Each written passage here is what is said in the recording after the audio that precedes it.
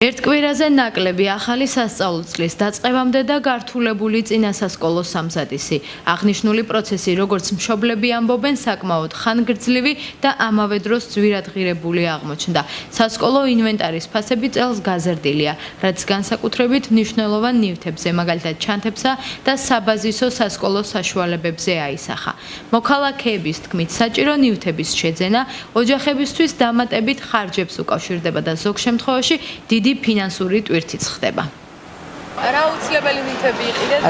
რა უცილებელი და აი პირველადი რა. თითო შარვალი, თითო ზედა, თითო ფეხზე, მეტი არა და ასე ცოტა რვეულები და იგი და მე რა თქმა უნდა ვიყიდით. ისეთი ფასები აქვს ყველაფერს, კატასტროფა. განსაკუთრებულია. ძალიან ძვირი ყვის ყველაფერი. სადაც არ უნდა იყიდო. რომელ მაღაზიაშიც. აი 400 ლარი არის ეს. და კიდე რაღაცები დაგვრჩათ. კი, რა თქმა უნდა დაგვრჩა. ახლა საშემოდგომო და საზამთროთ, მაგრამ ახლა პირველ ეტაპზე ეს არის. ანუ ის ნივთები, რომლებიც ბავშვებს აუცილებლად ჭირდება, ძვირი სიამოვნება. ძალიან ძვირი სიამოვნებაა. ძალიან.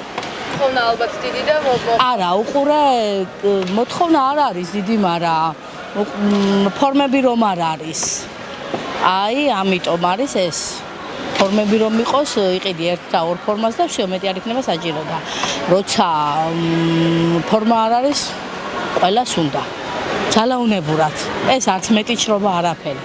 სხვა საქმე მე შენ შვილსაც უნდა და სკოლოთ არა, უფრო საბაღოთ პატარა მყავს და იცი რა, სკოლის მომზადება, სკოლის მომზადება ძალიან დიდ ხარჯებთან არის დაკავშირებულიო და ბაღში როგორი სიტუაცია? ბაღშიც იგივე თითქმის ბევრი რამე ჭირდება და ჯერ არ დამისრულებია ასე ვთქვათ საბაღოთ მომზადება. რა ვიცი. ბევრი რამე დარჩეს აღედელი? ნუ არა, მაგრამ მაინც ჭირდება რაღაცეები. ძირითადად რა არის, რასაც უფრო მეტ ყურადღებას აქვს? ტანსაცმელი, ნივთები? უფრო ტანსაცმელი, აი პირველი დღისთვის მაინც რა ვიცი, აბა თან ბავშვ მაინც ბაღისთვის ერთი წვილი არ ყოფნის, უფრო ბევრი უნდა. წიგნები, როულები, პასტები, ფანქრები და ამის რაღაცეები. უკვე იყიდეთ ესე იგი? არა, ახლა ვყიდულობ. ბაზრობებსა და მაღაზიებში აქტივობა საგრძნობლად მომატებულია. მოვაჭრეები აცხადებენ, რომ ყიდველების ნაკადი არსებობს, თუმცა კონკურენციის პირობებში თითოეულ მათგანს უწევს პოზიციონირებისთვის ბრძოლა და მომხმარებლების მოზიდვა. წინა წლებთან შედარებით არ არის მომატებული. წინა წლები უფრო უკეთესი იყო ვიდრე წელს. მომართვიანობა რამდენად არის? გაიზარდა თუ არა ამ რამდენიმე დღეში, რაც უფრო ახლოვდება სასწავლო? კი, რაც უფრო ახლოვდება, გაიზარდა, როგორ არა. კი, ცოტა გაიზარდა. მაინც კმაყოფილი არ ვართ. რატო შეიძლება ეგ იყოს? რისგან შეიძლება იყოს გამოსავალი? ისგან შეიძლება ჯერ ყველგან არის. ყველაფერი უკვე გახსნილი, ნივთები ყველაფერი ულაგია.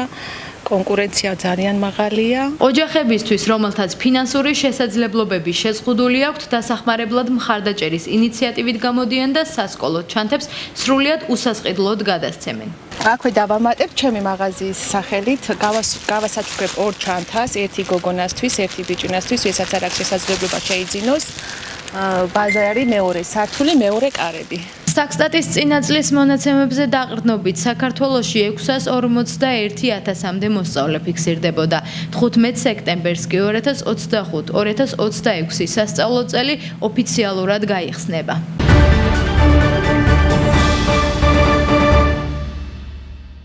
სურსათის ეროვნული სააგენტოს ინფორმაციით, აზიური ფაროსანა საწინააღმდეგო ღონისძიებები გვიან შემოდგომამდე გაგრძელდება. მავნებლის წინააღმდეგ ბრძოლის პროცესი მინიმუმამდე ამცირებს იმ ზარალს, რაც შესაძლებელია ამ მწერმა მიაყენოს ფერმერსა და მის მეურნეობას. ფართობები მუშავდება როგორც თერმული ნისლით, ისე ცივი შესხურების ტექნოლოგიით. სხვადასხვა ადგილებზე თავსდება ასევე ფერომონიანი დამჭერები, მოიზიდე და გაანადგურე. სააგენტოს იმერეთის რეგიონის წარმომადგენლის ინფორმაციით, პროცესში ასევე მნიშვნელოვანია მოსახლეობის ჩართულობა და მექანიკური მეთოდების გამოყენება. მომენტისთვის აქტიურ რეჟიმში მიმდინარეობს ყველა მუნიციპალიტეტში, როგორც დასავლეთში, ისე აღმოსავლეთ საქართველოში.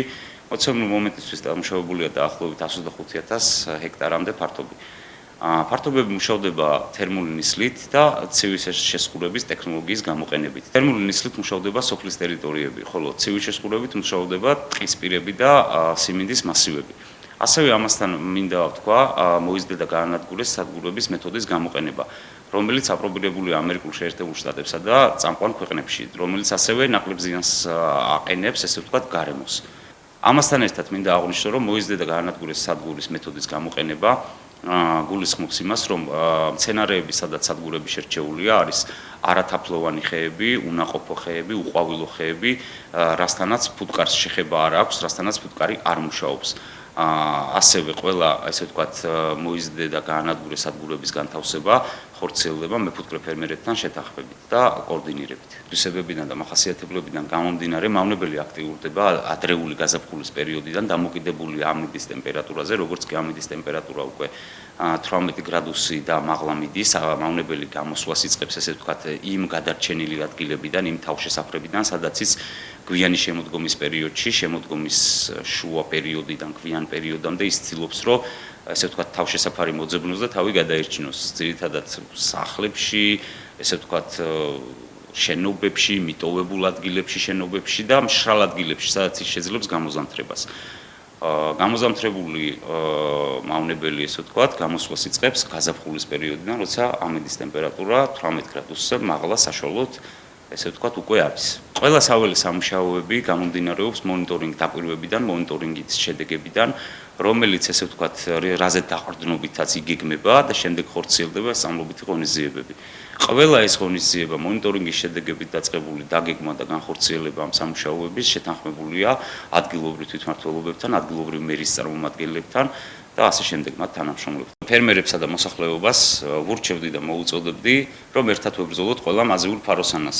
სახელმწიფო წლების განმავლობაში ატარებს სწავლობით ღონისძიებებს აზიური ფაროსანას წინააღმდეგ, მაგრამ საკარმი და მონაკვეთებში, სადაც სრულიად ეროვნული სააგენტოს სპეცტექნიკა ესე ინდივიდუალურად ვერ ახერხებს სამუშაოებს, ყველა ფერმერს, ყველა მოსახლეს მოუწოდებ, რომ თავად ინდივიდუალურად განახორციელონ საკუთარ საკარმიდამოებში, მცირე ბაღებში წამლობითი ღონისძიებები, მაშინ, როდესაც ამის საჭიროება ექნებათ, ხოლო პრეპარატები გამოიყენონ მხოლოდ სპეციალისტების მიერ რეკომენდირებული, ესე ვთქვათ, საშუალებები და მათთან ერთად დაგეგმილი სქემით განახორციელონ წამლობითი ღონისძიებები.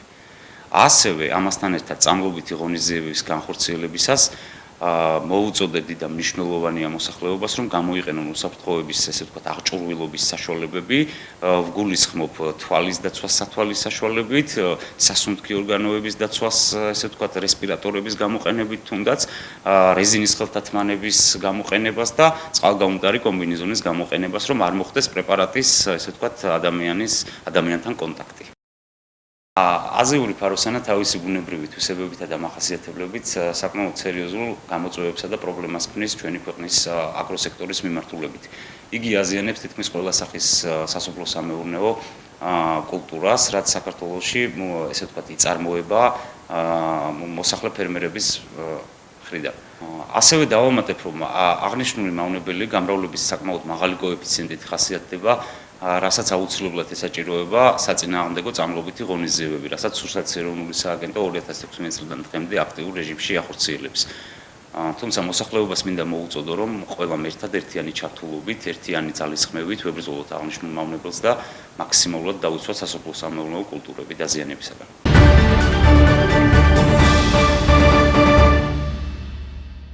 უკრაინაში ომის ფრონტი ისევ დაძაბულია. ბოლო 3 დღის განმავლობაში რუსეთმა მასშტაბური შეტევები განახორციელა. ერთდროულად რაკეტებითა და ირანული ტიპის დრონებით ყველაზე მძიმე დარტყმა კიევზე მოდის, სადაც საცხოვრებელი კორპუსები და ენერგოინფრასტრუქტურა დაზიანდა. ოფიციალური მონაცემებით დაიღუპნენ მშვიდობიანი მოქალაქეები, მათ შორის ბავშვები, ათეულობით კი დაშავდა. უკრაინის საჰაერო თავდაცვის ძალებმა მხოლოდ ბოლო ღამეს ჩამოაგდეს 60-მდე უპილოტო აპარატი, თუმცა თავდაცმებმა ზაპოროჟიეში და სხვა ქალაქებში სახლები მიწასთან გაასწორა. მოსახლეობა სარდაფებსა და თავშესაფრებში ათენებს ღამეებს. ფრონტის ხაზზე უკიდურესად მწვავე ვითარება. უკრაინის გენშტაბის ინფორმაციით 7 და 9 სექტემბერს 300-ზე მეტი შეტაკება მოხდა. ყველაზე დაძაბული ბრძოლები დონეცკის რეგიონში მიმდინარეობს, სადაც უკრაინის არმიამ სოფელი ზარიჩნე დაიბრუნა. რუსული მხარე კი აცხადებს, რომ უკრაინას მძიმე დანაკარგები მიაყენა. ენერგოინფრასტრუქტურაც კვლავ მთავარი სამიზნეა და ზიანდა თერმული სადგურები და დრუჟბას ნავთობსადენი. მილიონობით ადამიანს დროებით შეუწყდა ელექტროენერგია და გათბობა.